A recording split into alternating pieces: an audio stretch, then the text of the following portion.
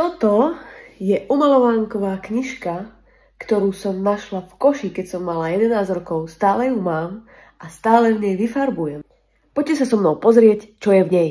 Zaujímavosťou na tejto knižke, ona je v cudzom jazyku a podľa mňa je to nejaká holandština a tá knižka asi vznikla ako propagačný materiál pre nejaké značky. Sú tam proste rôzne inzeráty na firmy, zmes krížoviek, lúšťoviek, hádaniek. Keď som mala asi 11 rokov, mali sme také, že zber papiera v škole. A všetko sa to zhromažďovalo proste v takom obrovskom kontajneri, ktorý bol na školskom dvore. Sme tam mali celá trieda ísť, pomôcť hádzať veci do tohto kontajnera. No a ja som bola iniciatívna, ja som chcela vojsť do toho kontajnera a tam to nejako akože obhádzovať. No a keď som bola vnútri, tak som proste videla túto farebnú omalovánku, zobrala som si to a mám to už presne 20 rokov. 20 rokov ju už priebežne vymalovávam. Ukážem vám nejaké obrázky, ktoré sa mi v tejto knižke veľmi páčia, buď ako sú nakreslené, alebo ako som ich vymalovala. Tu sú nejaké príklady, no a tu sú nejaké obrázky, ktoré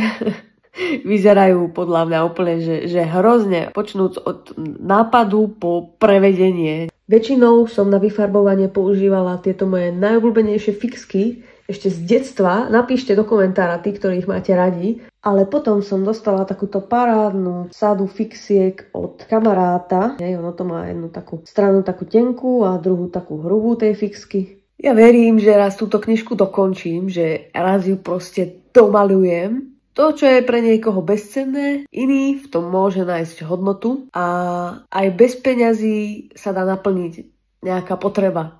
Šus!